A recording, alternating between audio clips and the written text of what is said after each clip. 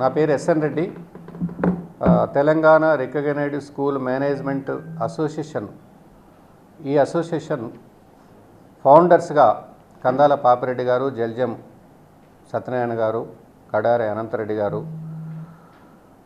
పద్మన plus Tyagaraj గారు, శ్రీధర్ గౌడ్ గారు ప్రారంభించారు 2003లో. అప్పుడే అధ్యక్షులుగా ఉన్నారు. మేము ఈ సంఘం ట్రస్మా ఫౌండర్స్ మెంబర్స్ అన్నట్టు. మేము దీనికి ఇప్పుడు మా స్టేట్ సెక్రటరీ గారు అనిల్ కుమార్ గారు, స్టేట్ ట్రెజరర్ శ్రీకాంత్ రెడ్డి గారు, అసోసియేట్ ప్రెసిడెంటు రామేశ్వర్ రెడ్డి గారు, వైస్ ప్రెసిడెంటు రామనరసయ్య గారు, ఇంకో జాయింట్ సెక్రటరీ సోమశేఖర్ గౌడ్ గారు, ఇంకో ఆర్గనైజ్ సెక్రటరీ బస్వరాజ్ గౌడ్ గారు, లీగల్ కో కన్వీనర్ శివకుమార్ గారు, ఇంకా చాలామంది మిత్రులు హాజరవుతున్నారు ఈ యొక్క ప్రెస్ మీట్లో. ప్రెస్, ప్రింట్ అండ్ ఎలక్ట్రానిక్ మిత్రులందరికీ మళ్ళీ ఒకసారి ఇక్కడ మల్లికార్జున్ గారు, వీళ్ళంతా మేము ఎంఏ బీఈడీలు చదువుకొని ఉపాధ్యాయ శిక్షణ పొంది గత 35-40 సంవత్సరాలుగా మేము ఉద్యోగాలు చేయకుండా మేమే ఒక ఎకానమీ స్కూళ్ళను ప్రారంభించి మేము ఉద్యోగం పొందుతూ అనేక మందికి ఉపాధి కల్పిస్తూ తెలంగాణ రాష్ట్రంలో దాదాపు 12,000 ప్రైవేట్ పాఠశాలలు మా యాజమాన్యం, మా ట్రస్మా ఆధ్వర్యంలో మేము విద్యా సంస్థలు నిర్వహిస్తున్నాం. ఈ యొక్క ట్రస్మా అసోసియేషన్లో 12,000 పాఠశాలలు, 35 లక్షల మంది విద్యార్థులు, దాదాపుగా టీచింగ్, నాన్ టీచింగ్ 35 లక్షల మంది విద్యార్థులు, టీచింగ్, నాన్ టీచింగ్ 5 లక్షల మంది ఉపాధ్యాయులు. గత సొంత డబ్బులతోని ప్రభుత్వం సహాయ సహకారాలు లేకుండా మా ఆస్తులను మేము తాకట్టు పెట్టి అప్పులు తీసుకొని పాఠశాలలు ప్రారంభించి తెలంగాణ రాష్ట్రాన్ని అక్షరాస్యతలో ముందు వరుసలో తీసుకుపోవడానికి మా ఉపాధ్యాయ మిత్రులు, మా యాజమాన్యాలందరూ మేము ఇక్కడ తెలంగాణ రాష్ట్రంలో విద్యాభ్యాసం నిర్వహిస్తున్నాం, విద్యా సంస్థలను. దీనికి గత 10 సంవత్సరాలుగా గతంలో రాష్ట్ర విద్యాశాఖ మంత్రుల గారికి, డీజీపీ గారులకు కూడా మేము మెమోరాండం ఇవ్వడం జరిగింది. ఈ ముఖ్యమైన విషయం ఏంటంటే, మేము అకాడమిక్ ఇంప్రూవ్ చేసి మంచి ఫలితాలు సాధించి విద్యార్థులకు మంచి భవిష్యత్తు విద్యాబోధన చేయాలనే ఆలోచన మార్నింగ్ 8:30 నుండి రాత్రి 8 గంటల వరకు కూడా మేము విద్యా సంస్థలో నిమగ్నమై మా కుటుంబ సభ్యులందరం కూడా పాఠశాలను నిర్వహిస్తున్నాం. గత 4-5 సంవత్సరాలుగా తీవ్రంగా ఈ 2-3 సంవత్సరాలలో కొన్ని బోగస్ విద్యార్థి సంఘాలు, అసలైన విద్యార్థి సంఘాలను మేము ఎక్కడా తప్పు పట్టట్లేదు, కొన్ని బోగస్ విద్యా సంస్థలు వాళ్ళు కనీసం సొసైటీ రిజిస్ట్రేషన్ కూడా ఫామ్ చేసుకోరాళ్ళు. అందరూ స్టేట్ ప్రెసిడెంటు, స్టేట్ సెక్రటరీలు అనే విజిటింగ్ కార్డ్స్ వాళ్ళు ప్రింట్ చేసుకొని పాఠశాలలకు మార్నింగ్ 9:30-10 సమయంలోనే అడ్మినిస్ట్రేషన్ బిజీ సమయంలో కూడా వాళ్ళు డిస్టర్బ్ చేసుకుంటూ మేనేజ్మెంట్లను చాలా వరకు హరాస్ చేస్తూ, మాకు సభలు సమావేశాలు ఉన్నాయి, వాటికి మీకు ఆర్థిక సహాయం కావాలి, ఈ ఆర్టీఐ కింద చాలా రాష్ట్రంలో మేము లిస్టు కూడా ఇస్తాం సార్ మీకు, స్టేట్ మొత్తంలో కొంతమంది బ్లాక్ మెయిల్ చేసుకుంటూ నిధులు వసూలు చేస్తున్నారు. దాని విషయంలో ఇటీవలనే వారం రోజుల ముందు మేము రాష్ట్ర డీజీపీ గారు సివి ఆనంద్ గారికి కూడా వినతి పత్రం అందజేశాము. దాని విషయంలో వరంగల్లో ఒక 6 నెలల ముందు ఒక పాఠశాలకు ఇలాంటి విద్యార్థి సంఘాలు ఎంటర్ అయ్యి కొంత డబ్బులు డిమాండ్ చేయడంతో వాళ్ళు వీలైనంత వరకు చేస్తానంటే ఆ యాజమాన్యంపై దాడులు చేయడం కూడా జరిగింది, రికార్డ్ అయింది. వాళ్ళ మీద పోలీస్ స్టేషన్లో ఎఫ్ఐఆర్ కూడా ఇష్యూ జరిగింది. మరి ఇలాంటి సమస్యలకు ప్రభుత్వం మీరు మీ ద్వారా ప్రభుత్వ అధికారులకు, పోలీసు సిబ్బందికి మేము విజ్ఞప్తి చేస్తున్నాం. నిజామాబాదు పోలీస్ కమిషనర్ గారు పాఠశాలలకు ఎవరైనా అక్రమంగా ఎంటర్ అయితే వారిపైన క్రిమినల్ కేసులు పెట్టాలని వారు కూడా చెప్పడం జరిగింది. ఈ ఆర్టీఐ ఇంకా రకరకాల పేర్లతోని ఈ రాష్ట్రంలో అలజడులు సృష్టిస్తున్నారు.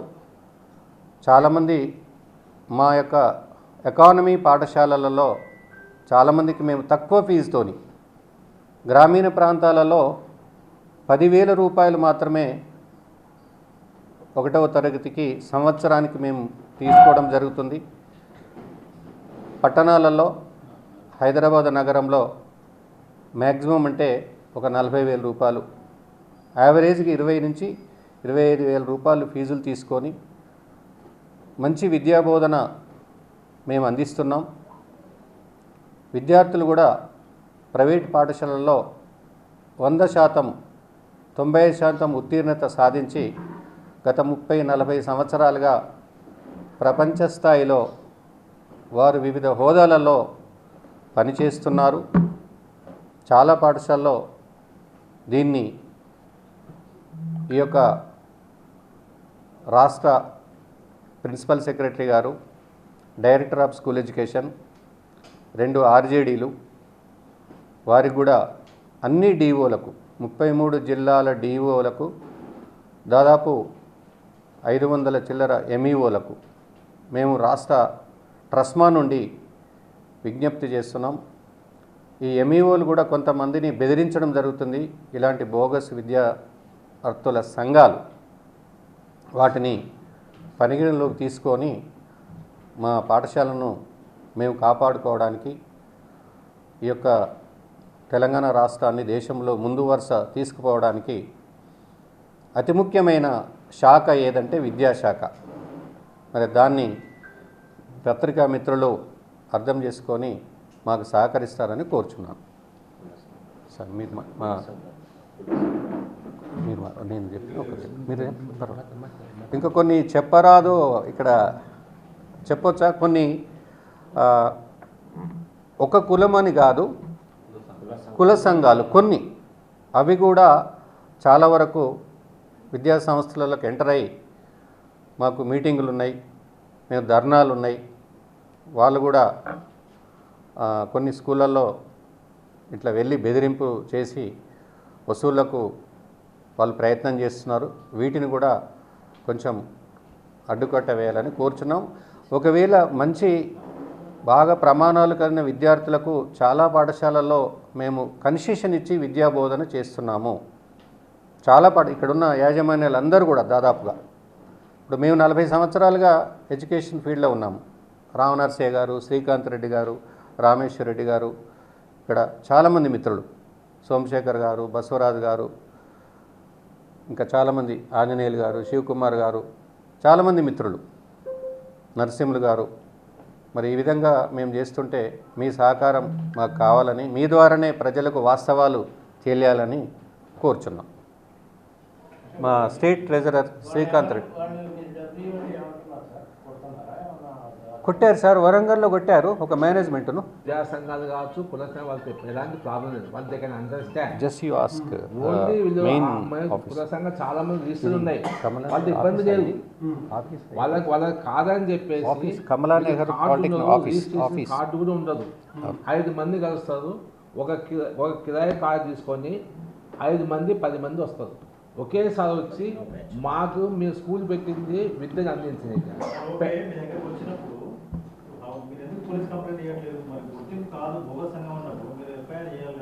అయితే అన్న అక్కడి చాలా మంచి విషయం చెప్పారు. ఈ కంప్లైంట్ చేయకంటే వాళ్ళు ప్రాబ్లం ఏంటంటే వాళ్ళు భయపడుతున్నారు.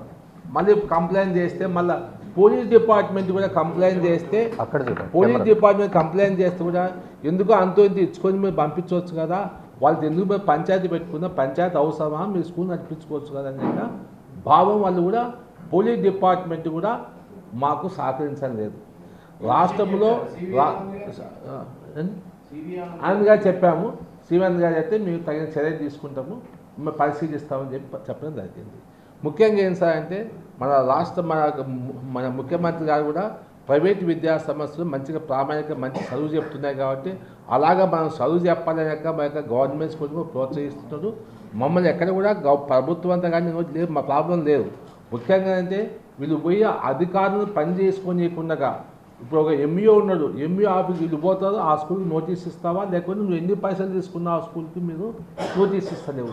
ఇదొకటి. పుస్తకాలు అమ్ముకునే వరకు ఒక జియో ఇచ్చారు. ఆ పుస్తకం ఏంటంటే దాంట్లో థర్డ్ పార్టీ ద్వారా అమ్మడం, స్కూల్ అమ్మొద్దని ఉంది. టెక్స్ట్ బుక్స్ మాత్రం స్కూల్ అమ్మడం అని చెప్పేసి, అంటే ఏ బుక్లు పెట్టినా కూడా వాళ్ళపై ఆ స్కూల్ని దాడి చేసి పుస్తకాలను రోడ్ల మీద వేసి ఇది థర్డ్ పార్టీ అన్నా కూడా వినిపించుకుంటున్నారు. ఆ ఎంఈఓ లాగ్ చేసేంత వరకు ఎంఈఓ కూడా మంచి కెమెరా తీయాలి.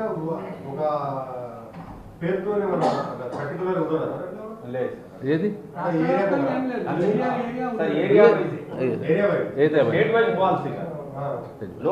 సార్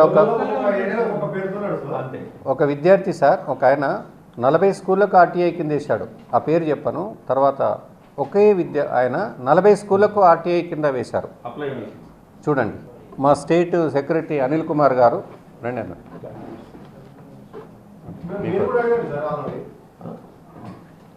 అన్న మీ ద్వారా మా యొక్క బాధ వ్యక్తపరుస్తున్నాము. అందరూ పెద్ద స్కూళ్ళకి ఏం వెళ్ళదు.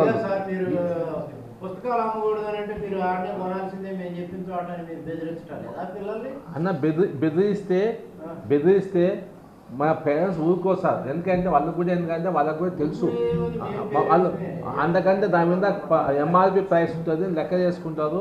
దాని ప్రకారం ఒక చిన్న విషయం సార్, ఒక అన్ఎడ్యుకేటెడ్ పేరెంట్ వెళ్ళి ఎన్ని పుస్తకాలు సాగు తెచ్చుకుంటారు. ఇవన్నీ గవర్నమెంట్కు కోర్టుకు చెప్తేనే వాళ్ళు పర్మిషన్ ఇచ్చారు. ఒక పుస్తకాలు మాకు రకరకాల బుక్కులు ఉంటాయి. అన్ఎడ్యుకేటెడ్ పోతే మా రూల్స్ బుక్ ఉండే, 4 రూళ్ళు, డబుల్ రూలు, అట్లాగే స్క్వేర్ రూలు, బ్రాడ్ రూలు, ఇవన్నీ ఇట్లా ఈ టైప్ ఉన్నాయి. తెలియక పేపర్ ఇస్తే వాళ్ళు ఇస్తే కట్టుకొని వస్తే పిల్లలు ఇవి కాదంటే మళ్ళీ వాపసు పోవాల్సి వస్తుంది. కొన్ని ఇబ్బందులు ఉన్నాయి. సెపరేట్ ప్రభుత్వం చూసుకెళ్తే అన్నది అందరూ చెప్పే కొంతమంది ఉండొచ్చు, మేము కూడా అట్లా చెప్తున్నా. వాళ్ళ కొంతమంది అన్న ఒక్క సంఘమే లేదు, ఒక సంఘం వాళ్ళు ప్రాంతాలుగా First you make unauthorized unrecognized students organization sir ఒకటి. రెండోది కుల సంఘాలు సార్. కుల సంఘాలు వాళ్ళు వచ్చేసి వాళ్ళ ప్రోగ్రామ్స్ అని వాళ్ళు ఒత్తిడి తీసుకొని వస్తున్నారు. అండ్ లేడీ స్టాఫ్ మీద కూడా కొంత అసభ్యంగానే ప్రవర్తిస్తున్నారు సార్ వాళ్ళు. అన్న చెప్పండి. స్కూల్స్లో కిట్ లాగా ఇస్తారు, వాళ్ళు 20,000 30,000 కిట్ అంటారు. యాక్చువల్గా జరిగేది అక్కడ బిజినెస్, మా స్కూల్స్లో జరగట్లేదు సార్. ఈ బడ్జెట్ స్కూళ్ళలో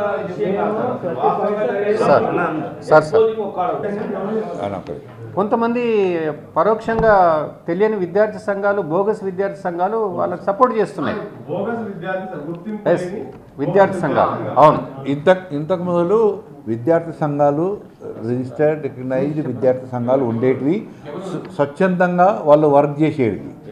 అయితే వాళ్ళకి కాలం ముగిసిన తర్వాత కూడా వేరే వాళ్ళు పదవి అలంకరిస్తున్నా కూడా రిటైర్డ్ అయిన వాళ్ళు వాళ్ళ జీవనోపాధి కోసం ఇదొక మార్గం ఎన్నుకొని దీని ద్వారానే స్కూల్స్కి వచ్చి వాళ్ళు పదవిలో లేకపోయినా కూడా దీన్ని ఆధారం చేసుకొని స్కూల్స్ పైన బతకాలా అన్న ఒక ఉద్దేశంతో వాళ్ళు వచ్చి హరాస్మెంట్ చేసి దీంట్లో ఉన్న లోపాలు కానీ లూపోల్స్ కానివ్వండి అవన్నీ తీసుకొని దాన్ని చిత్రీకరించి మిస్యూజ్ చేసుకొని అండ్ దీంతోపాటు కొన్ని కుల సంఘాలు ఉన్నాయి, వాళ్ళ కులంని దాన్ని అభివృద్ధి పరచడానికి వాళ్ళ ఏమైనా ఆబ్జెక్ట్స్ దాంట్లో ఉంటాయి, అవి వదిలేసి వాళ్ళు కూడా దీంట్లో డైవర్ట్ అయ్యి దీంట్లో ధనార్జనం బాగుంది, ఇది చేస్తే బాగుంటుంది అన్న ఒక దురుద్దేశం పెట్టుకొని వాళ్ళు కూడా దీనిపైనే ఫోకస్ చేస్తూ వాళ్ళ ఏమైనా ఆబ్జెక్ట్స్ కానివ్వండి, వాళ్ళ అసోసియేషన్లో ఉన్న ఏవైతే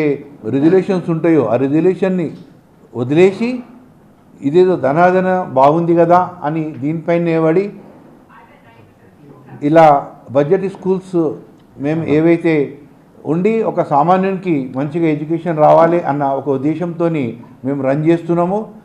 అయితే మేము ఒక మంచి విద్యాబోధన అందించాలా, ఇలాంటి అసాంఘిక శక్తులని ఎదుర్కోవాలా అన్నదానికి మా మైండ్ డైవర్ట్ అవుతుంది. యాక్చువల్గా ఒక 12,000 ప్రైవేట్ పాఠశాలలు ఉన్నాయి. దీని లోపల 5 లక్షల మంది టీచర్స్ జీవనోపాధి పొందుతున్నారు.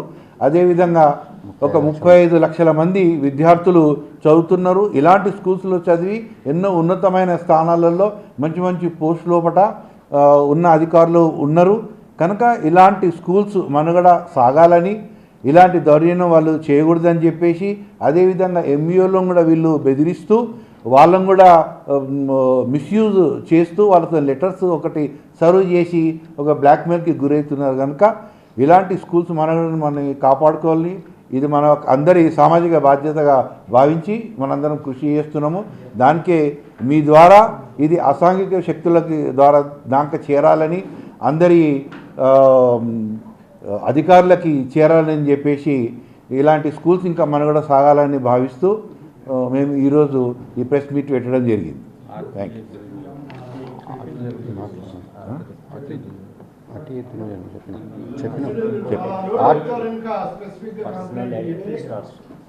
పర్సనల్ ఇంట్రెస్ట్ మనీ ఎక్స్టార్షన్ కోసము 10 ధనార్జన చెప్పిన 40 స్కూళ్ళకి వేసాను అని చెప్పాను.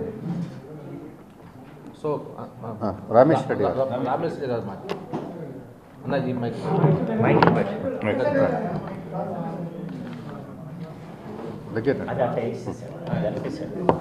ఏదైతే గవర్నమెంట్ నుండి ఫండ్స్ అందుతున్నాయో జనరల్గా వాటికి సంబంధించిన ఇన్ఫర్మేషన్ కావాలని అడగడానికి ఒక ఇది ఉంది. అయితే స్కూల్స్ పర్టికులర్గా మా అఫోర్డబుల్ ప్రైవేట్ స్కూల్స్ మీద వాళ్ళు అడగడానికి రీజను, దానికి వెంటనే మా అధికారులు కానీ సంబంధిత మా డీఓలు కూడా వెంటనే నోటీసులు ఇచ్చి మీరు వాళ్ళ దగ్గర ఆల్రెడీ మేము 30 years బ్యాక్ 3 times రెన్యువల్స్ అయిన స్కూల్స్ ఉన్నాయి మావన్నీ కూడా. ఆ స్కూల్స్ మీద కూడా ఇప్పటికీ కొన్ని ఆర్టీఐ సంఘం అదే ఇంతకుముందు చెప్పిన మా లీడర్స్ చెప్పినట్టు వాటి మీద కూడా వేస్తున్నారు. సో 30 ఏళ్ళ నుండి డిపార్ట్మెంట్ దగ్గర ఇన్ఫర్మేషన్ అంతా ఉంది. వాళ్ళు చెప్పిన వెంటనే మా దగ్గరికి రావడం, మా డిఈఓలు ఎంఈఓలు వెంటనే నోటీసులు ఇవ్వడము అవన్నీ కూడా జరుగుతున్నాయి. దీనికి ముఖ్యంగా మా డిఓలు కూడా ఏ చిన్న విషయం జరిగినా ముందు సీజ్ చేస్తామని మా స్కూల్స్కి రావడం అనేది కూడా మీ ద్వారా తెలియజేయాలి. ఎందుకంటే 30-40 ఏళ్ళ నుండి మేము స్కూల్స్ రన్ చేసినప్పుడు ప్రాపర్గా ఎంక్వైరీ చేసి స్కూల్ సీజ్ చేయడం అనేది జరుగుతుంది.